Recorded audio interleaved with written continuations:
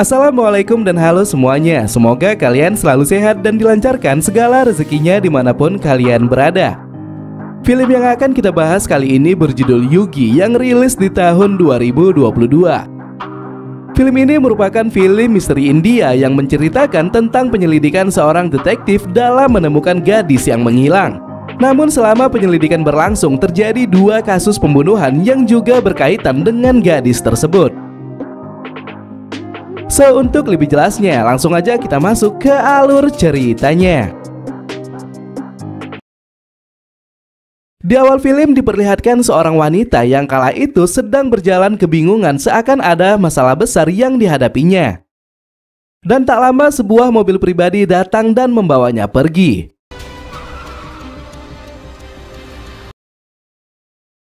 Di tempat lain diperlihatkan seorang pria bernama Guru Prasad yang merupakan seorang sutradara besar di perindustrian film. Malam saat dirinya sedang bersantai, tiba-tiba seorang pria tak dikenal melepaskan timah panas tepat di kepalanya. Dan hal itu membuatnya tewas seketika. Scene kemudian flashback ke beberapa bulan yang lalu. Seorang pria bernama Nanda Kumar yang merupakan seorang detektif swasta kala itu mendapatkan telepon dari komisaris polisi bernama Purushottam. Purushottam mengatakan jika dirinya saat ini sedang terlibat sebuah masalah besar dengan beberapa pihak yang ingin menyerangnya. Bahkan karena hal itu, ia pun harus menyembunyikan keberadaannya saat ini. Purushottam meminta agar Nanda menemukan putrinya yang telah menghilang. Dan detail informasinya akan ia dapatkan dari inspektur polisi bernama Raja Kumar yang juga akan ikut dalam penyelidikan tersebut. Mengingat jika hal ini adalah misi rahasia, Purushottam meminta agar penyelidikan itu tidak diketahui oleh pihak media maupun pejabat polisi lainnya. Di sisi lain, Nanda baru saja pulih dari kecelakaan mobil dengan istri tercinta. Dan selama beberapa bulan ia dirawat di rumah sakit, ia pun sadar jika istrinya telah meninggal dunia.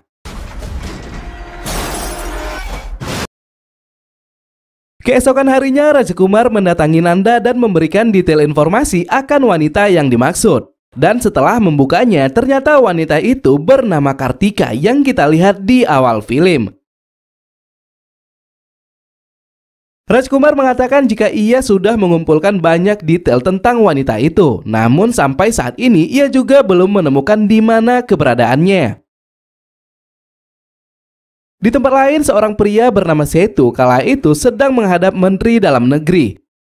Setu menunjukkan detail informasi akan wanita yang akan mereka cari, dan wanita tersebut adalah Putri Purushottam. Ternyata saat ini Purushottam terlibat sebuah kasus penyelundupan sebuah arca. Dirinya memanfaatkan putrinya untuk menutupi kejahatan yang ia lakukan. Namun tanpa alasan yang jelas, putrinya malah diculik oleh seseorang dan tidak diketahui keberadaannya. Setu menambahkan jika mereka mendapatkan putrinya, maka Purushottam otomatis akan mengakui kejahatannya.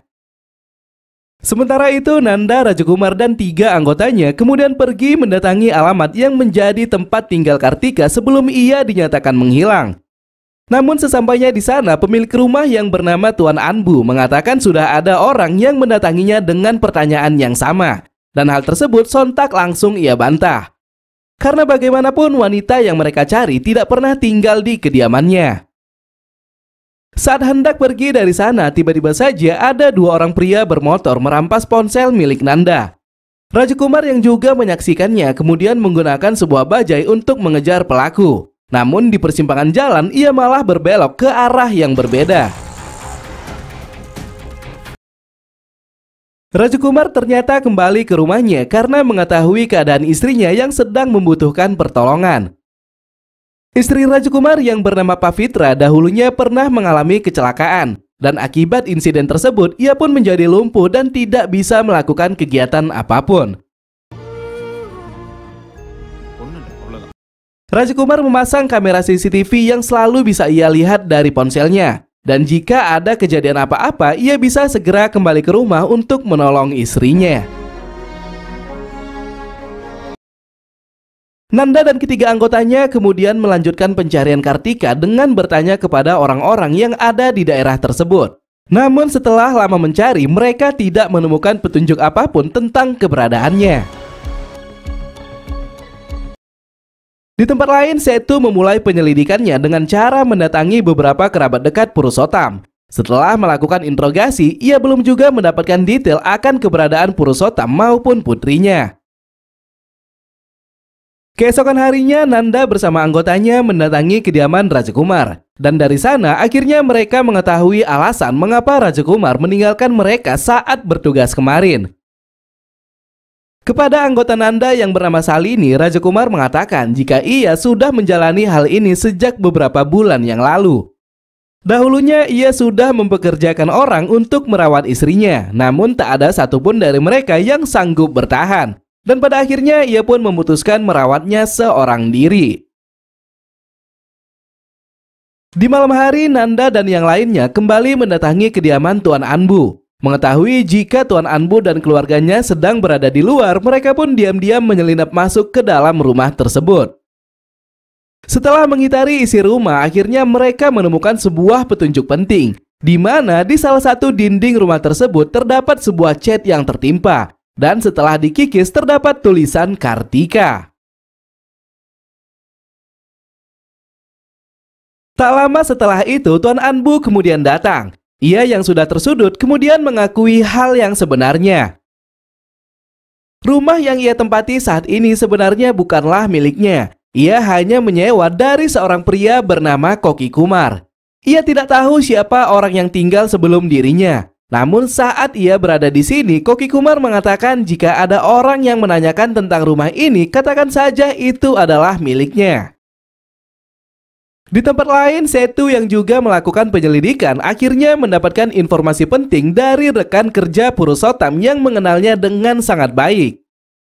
Pria itu mengatakan jika dahulunya Purushottam pernah menikah dengan seorang wanita bernama Stella. Dan pernikahan tersebut tidak diketahui oleh siapapun termasuk pihak keluarga. Purushottam mengatakan jika dia telah membuatkan rumah di daerah Annanagar untuk Stella. Namun beberapa bulan ini Stella telah meninggal dunia dan rumah itu sekarang hanya dihuni oleh putri mereka. Selanjutnya anggota Setu kemudian mendatangi gereja di daerah Annanagar untuk melihat ada berapa banyak nama Stella yang ada di daerah tersebut. Namun setelah penyelidikan yang dilakukan, ternyata Stella bukanlah tinggal di daerah Annanagar. Karena apa yang dikatakan oleh Purushottam kepada rekan-rekannya adalah kebohongan. Dan pada akhirnya mereka pun mendapati alamat Stella masih berada di daerah Chennai. Sesampainya di sana, Setu bertemu dengan seorang pria yang merupakan tetangga Stella. Setelah melakukan percakapan singkat, pria tersebut mengatakan jika beberapa hari yang lalu ada seorang pria yang juga melakukan penyelidikan ke rumah ini. Pria itu tidak menyebutkan siapa dirinya, namun dari penampilannya sepertinya ia merupakan seorang anggota polisi. Akan tetapi setelah mereka menunjukkan foto anggota polisi yang merupakan rekan dari Purushottam, pria itu mengatakan jika orang yang datang bukanlah salah satu dari mereka.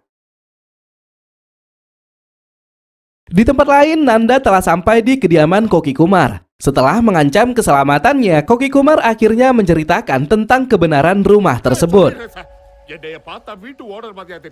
Rumah itu sebenarnya adalah milik kerabatnya yang sekarang tinggal di Amerika. Dirinya hanya diamanahkan untuk menjaga dan menyewakan rumah tersebut. Sebelumnya rumah itu ditempati oleh seorang wanita muda yang tengah hamil. Ia tidak pernah dikunjungi oleh siapapun kecuali seorang wanita yang bekerja sebagai perawat di salah satu rumah sakit. Selama di sana, para tetangganya juga tak pernah melihat suami si wanita itu. Dan ada yang mengatakan jika suaminya saat ini sedang dirawat di rumah sakit karena kecelakaan. Atas informasi yang didapatkan, Nanda dan yang lainnya segera bergegas mendatangi beberapa rumah sakit. Namun di tengah perjalanan, Rajakumar malah memaksa untuk turun. Ia yang baru saja melihat dari ponselnya mengetahui jika istrinya baru saja terjatuh dan membutuhkan pertolongan. Akan tetapi Nanda tidak mengizinkannya, mengingat jika saat ini mereka baru saja mendapatkan petunjuk penting atas penyelidikan tersebut. Namun pada akhirnya Rajakumar yang bersikeras tetap ingin pergi berhasil membuat mobil menjadi oleng dan kemudian berhenti.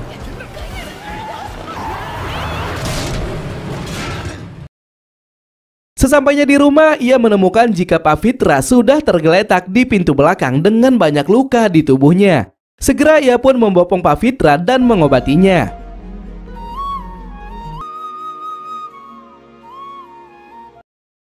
Sedangkan di tempat lain, Nanda dan Salini kini berpencar ke beberapa rumah sakit untuk mendapatkan informasi tentang keberadaan Kartika. Namun dari semua petugas yang mereka tanyai, tidak ada satupun yang mengenali wajahnya. Sampai suatu saat ketika Salini bertanya kepada petugas cleaning service di sebuah rumah sakit, ia pun akhirnya mengetahui jika Kartika pernah berhubungan dengan seorang dokter bernama Dr. Chandrika. Hal itu kemudian ia sampaikan kepada Nanda dan juga Raja Kumar, yang akhirnya mereka pun sepakat untuk bertemu di kediaman Dr. Chandrika. Setibanya di sana, mereka melihat jika pintu rumah Dr. Chandrika tidak terkunci. Dan setelah dipanggil, tidak ada tanda-tanda akan keberadaannya.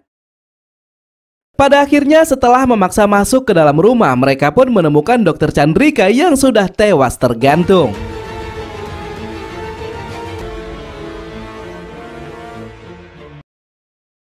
Di dekat jasadnya, Raja Kumar menemukan potongan gelang berbentuk manik, dan saat ia menyerahkannya kepada Salini, pandangan Salini seketika tertuju kepada gelang yang digunakan oleh Nanda.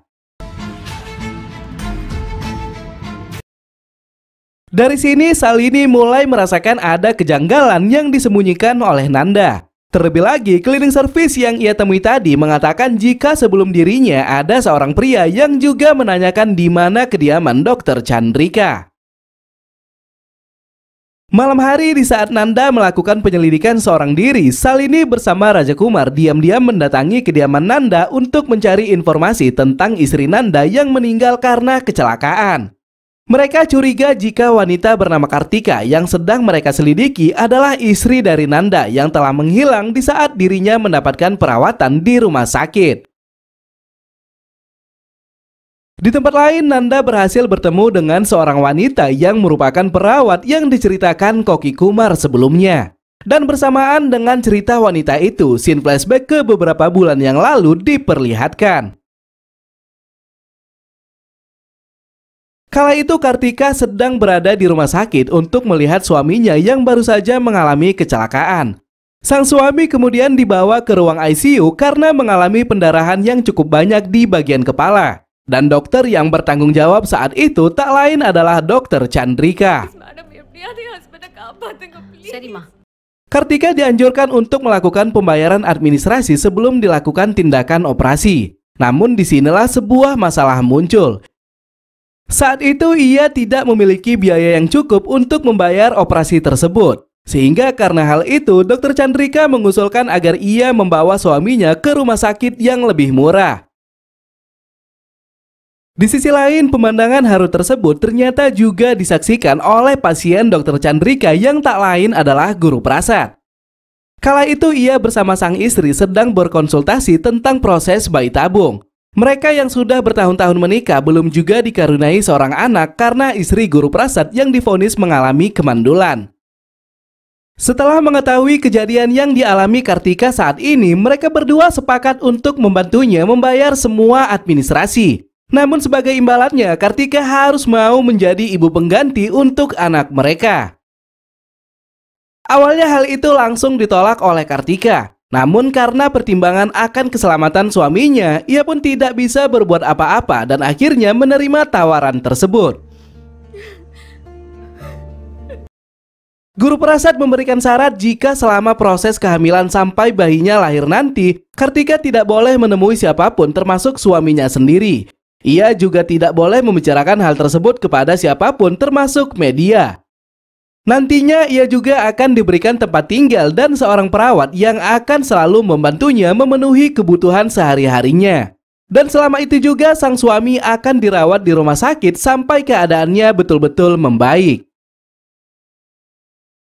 Sampai ketika 4 bulan berlalu, Kartika yang menjalani semuanya dengan rasa kesedihan memutuskan untuk melihat keadaan sang suami.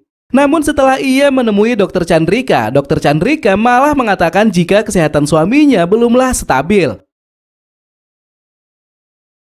Pada akhirnya di hari-hari berikutnya Kartika kembali lagi mendatangi Dr. Chandrika. Namun jawaban yang sama selalu ia dapatkan. Dan setelah ia mendesak akan membocorkannya kepada media, barulah Dr. Chandrika berbicara terus terang. Ternyata baru-baru ini Guru Prasad dan istrinya baru saja terlibat sebuah perkelahian besar. Istrinya mendapati sebuah surat yang menyatakan jika yang mengalami kemandulan bukanlah dirinya, melainkan Guru Prasad sendiri. Guru Prasad yang menikahi istrinya karena harta takut dicampakkan karena hal tersebut. Sehingga ia pun meminta tolong kepada Dr. Chandrika untuk membuat vonis palsu kepada istrinya. Karena kebohongan itu, istrinya memutuskan untuk bercerai dan ia pun tak lagi mengharapkan seorang anak yang saat ini sedang dikandung oleh Kartika. Kejadian ini jelas menjadi pukulan pahit untuk Kartika. Dan di saat ia meminta dipertemukan dengan suaminya, Dr. Chandrika mengatakan jika ia akan mengurusnya sore nanti. Dan di saat Kartika menunggu hal tersebut, Dr. Chandrika kemudian mengabari Guru Prasad. Karena bagaimanapun jika Kartika menceritakan semuanya kepada media, maka nama baiknya juga akan ikut tercoreng. Setelah membicarakan semuanya, Guru Prasad memerintahkan agar Chandrika membawa Kartika ke guest house miliknya. Dan itulah yang kita lihat di awal film.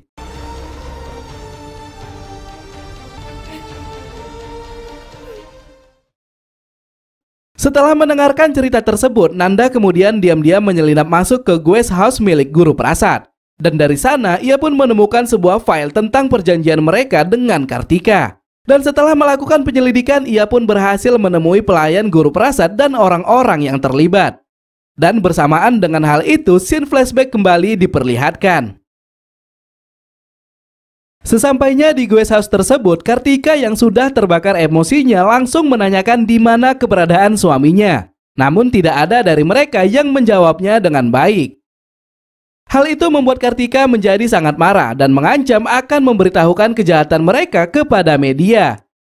Namun belum sempat ia pergi dari sana, Guru Prasad langsung menendangnya dari belakang. Dan akibat insiden tersebut, perut Kartika terbentur keras ke atas lantai. Dan karena mengalami pendarahan yang cukup banyak, ia pun akhirnya meninggal dunia. Setelah kejadian tersebut, Guru Prasad yang memiliki hubungan kerabat dengan Komisaris Purushottam kemudian meminta pertolongan kepadanya.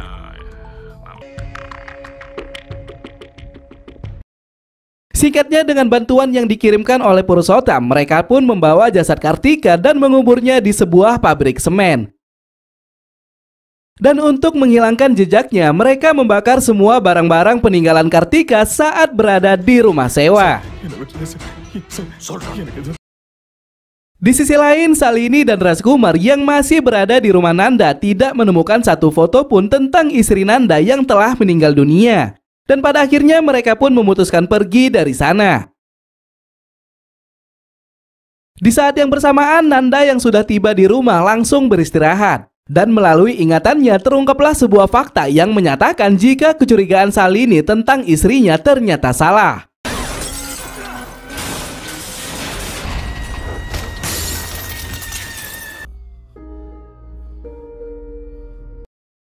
Sedangkan di tempat lain, Guru Prasad kemudian didatangi oleh seorang pria misterius yang melepaskan timah panas tepat di kepalanya.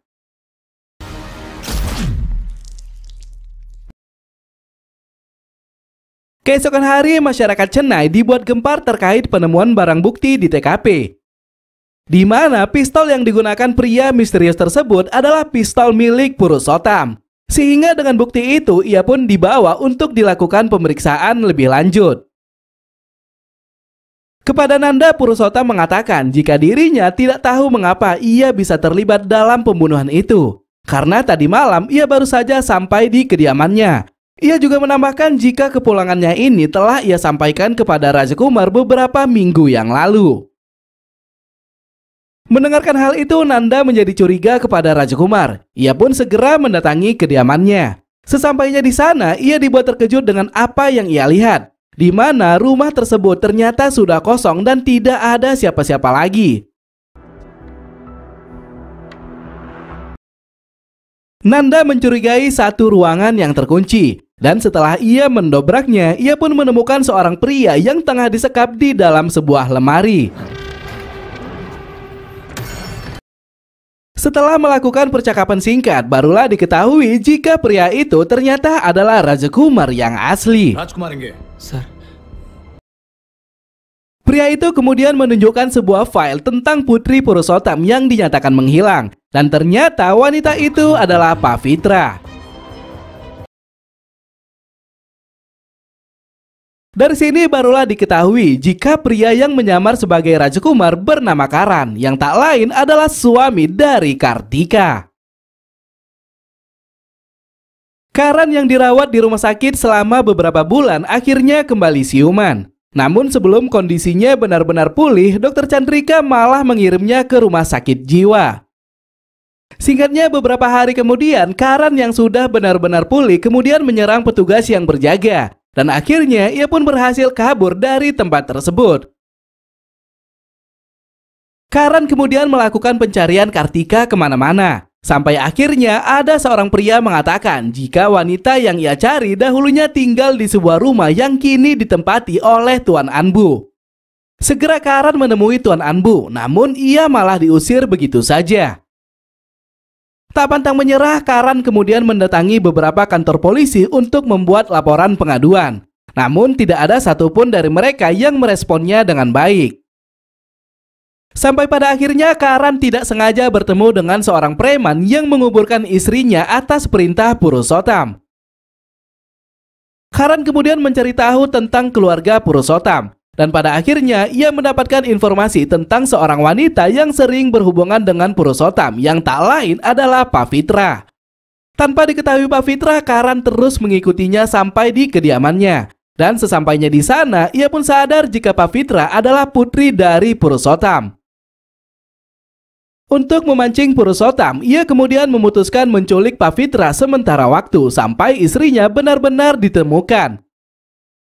Di sisi lain, ia juga membawa senjata api milik Purushottam yang dipegang oleh Pavitra selama ini. Beberapa hari selanjutnya, Karan kembali ke rumah itu untuk mengamati siapa saja yang melakukan penyelidikan atas hilangnya Pavitra. Dan pada akhirnya ia pun bertemu dengan Rajakumar yang saat itu sedang membawa laporan terkait detail informasi Pavitra. Karan kemudian memutuskan untuk menculik Rajakumar dan menyekapnya. Dan dari sana ia pun mengubah foto Pavitra dengan foto Kartika. Dan selanjutnya ia menemui Nanda dan memanfaatkan penyelidikan yang mereka lakukan. Singkatnya, setelah mendapatkan informasi dari Koki Kumar, Karan sempat syok karena mengetahui jika Kartika telah hamil selama ia tidak sadarkan diri. Dan dari situ ia kemudian melakukan penyelidikan dan akhirnya bertemu dengan seorang cleaning service yang juga ditemui oleh Salini. Sebelum Salini dan Nanda mengetahuinya, Karan yang sudah mendapatkan alamat Dr. Chandrika segera bergegas pergi ke sana. Ia memaksa Dr. Chandrika menceritakan semua yang dialami oleh Kartika. Dan setelah mengetahui kejadian yang sebenarnya, ia langsung menewaskan Dr. Chandrika saat itu juga. Selanjutnya di malam hari, ia pergi menemui guru prasad di kediamannya. Dan setelah itu, ia kemudian membunuhnya dengan senjata api milik Purushottam. Di tempat lain, Setu kini telah menyadari jika orang yang menculik Pavitra adalah Karan. Hal itu ia ketahui dari plat mobil yang digunakan Karan sama persis dengan plat mobil yang dimiliki Pavitra. Ia kemudian mengikuti Karan yang melaju ke kediaman Purushottam. Setelahnya, ia mendapatkan panggilan dari anggotanya yang memberitahukan tentang sinyal ponsel Pavitra yang tak berada jauh dari sana. Dan ternyata Karan meletakkan Pavitra di sebuah bagasi mobil yang terparkir. Dan selanjutnya Setu membawa Pavitra untuk dilakukan penyelidikan lebih lanjut atas kejahatan yang dilakukan oleh Purushottam terkait penyelundupan arca. Di sisi lain, Karan kemudian mendatangi Nanda dan juga Salini. Ia kemudian meminta maaf atas kebohongan yang ia lakukan selama ini kepada mereka. Namun walaupun sudah mengetahui semuanya, Nanda membiarkan Karan pergi begitu saja. Karena bagaimanapun apa yang dilakukan Karan untuk mencari keadilan tidaklah salah. Di akhir film, Karan kembali mendatangi rumah sakit jiwa. Entah apa yang ia rasakan, namun tampaknya ia ingin kembali ke tempat tersebut sambil mengubur kenangan pahit yang dialaminya. Dan bersamaan dengan itu, film pun berakhir. So, mungkin sampai di sini aja ya cerita kali ini. Makasih banyak yang sudah hadir. Jika ada kata-kata saya yang salah, mohon dimaafkan. Saya Ahmad pamit undur diri. Tetap hidup sehat. Thanks for watching and see you to the next video. Bye-bye.